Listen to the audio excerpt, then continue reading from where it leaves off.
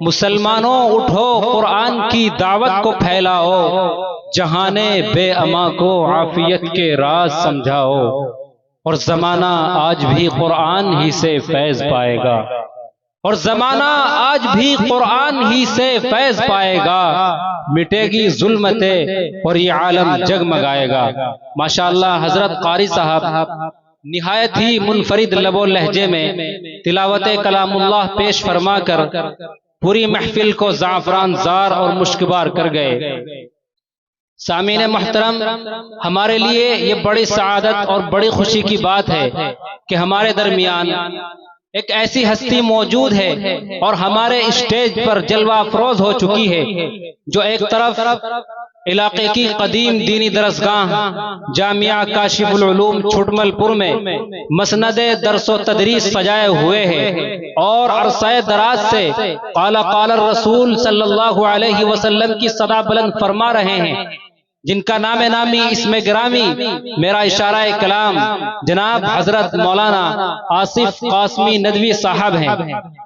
میں حضرت والا کا بصمیم قلب استقبال کرتا ہوں، اہلاً سہلاً مرحبا اور خوش آمدید کہتا ہوں کہ حضرت والا ہماری ادنا سی دعوت پر ہمارے اس پروگرام میں جلوہ افروز ہوئے۔ باری تعالی حضرت والا کو اس کا نعم البدل عطا فرمائے اور ان کا سایہ عاطفت ہمارے سروں پر تادیر قائم فرمائے۔ مندوبین اعظام، رب کریم کی حمد و ستائش کے بعد اگر کوئی ذات لائق تعریف و توصیف ہے تو وہ محمد عربی سرور کونین صلی اللہ علیہ وسلم کی ذات گرامی ہے، جن کی شان میں ایک اردو شاعر اقبال سہیل کچھ یوں گویا ہوتا ہے کہ کتاب فطرت کے سر ورق پر جو نام احمد رقم نہ ہوتا، کہ کتاب فطرت کے سر ورق پر جو نام احمد رقم نہ ہوتا تو نقش ہستی ابھر نہ سکتی، وجود لوح و قلم نہ ہوتا، اور زمین نہ ہوتی، فلک نہ ہوتا، عرب نہ ہوتا، عجم نہ ہوتا، اور زمین نہ ہوتی، فلک نہ ہوتا، عرب نہ ہوتا، عجم نہ ہوتا، یہ محفل کن فکا نہ ہوتی اگر وہ شاہ امم نہ ہوتا۔ جب میرے آقا کا تذکرہ شیخ الاسلام حضرت مولانا حسین احمد مدنی رحمہ اللہ کے سامنے ہوتا ہے تو آواز کچھ یوں آتی ہے کہ دمکتا رہے تیرے روزے کا منظر، دمکتا رہے تیرے روزے کا منظر، سلامت رہے تیرے روزے کی جالی، اور ہمیں بھی عطا ہو وہ شوق ابو ذر، اور ہمیں بھی عطا ہو وہ شوق ابو ذر، اور ہمیں بھی عطا ہو وہ جذبہ بلالی۔ جب میرے آقا کا تذکرہ شیخ الہند حضرت مولانا محمود حسن دیوبندی رحمہ اللہ کے سامنے ہوتا ہے تو حضرت بے ساختہ پکار اٹھتے ہیں کہ اے جنت تجھ میں حور و قصور رہتے ہیں، اے جنت تجھ میں حور و قصور رہتے ہیں، اور میں نے مانا کہ ضرور رہتے ہیں، میرے دل کا طواف کر جنت، میرے دل کا طواف کر جنت، میرے دل میں حضور رہتے ہیں۔ جب میرے آقا کا تذکرہ حضرت قادری رحمہ اللہ کے پیر و مرشد حضرت مولانا اسد اللہ رحمہ اللہ کے سامنے ہوتا ہے تو آواز کچھ یوں آتی ہے کہ میں کیا جانوں کہ کیا تم ہو، خدا جانے کہ کیا تم ہو،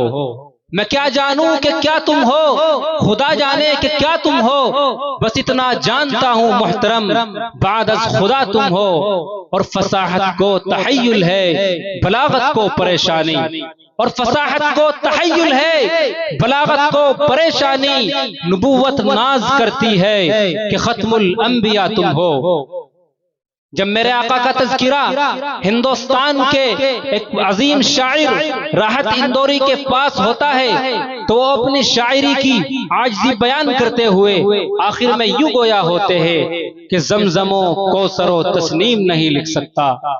کہ زمزم و کوثر و تسنیم نہیں لکھ سکتا، اے نبی میں آپ کی تعظیم نہیں لکھ سکتا، اور اگر میں 7 سمندر بھی نچوڑوں راحت، اور اگر میں 7 سمندر بھی نچوڑوں راحت، آپ کے نام کی ایک میم نہیں لکھ سکتا۔ تو آئیے اسی ذات گرامی کی شان میں نغمہ عشق و وفا پیش کرنے کے لیے ہم آواز دے رہے ہیں ایک ایسے شاعر کو کہ جن کی آواز ہندوستان میں چڑیوں کی طرح چہک اور پھولوں کی طرح مہک رہی ہے۔ میری مراد شاعر اسلام جناب قاری عبدالواحد صاحب قاسمی متعلم دارالعلوم دیوبند سے ہے۔ میں شاعر صاحب کا استقبال فیض آباد کے ایک شاعر شہاب اشرف کے ان اشعار سے کرنا چاہوں گا کہ جیسے پتھر ڈال دے خاموش پانی میں کوئی، کہ جیسے پتھر ڈال دے خاموش پانی میں کوئی، اور دل میں یوں موجیں اٹھی جب سامنے تم آ گئے، اور ذکر کی چھینٹوں سے ٹھنڈی ہو چلی تھی دل کی آگ، اور ذکر کی چھینٹوں سے ٹھنڈی ہو چلی تھی دل کی آگ، ذکر ان کا چھیڑ کر احباب پھر تڑپا گئے۔ شاعر صاحب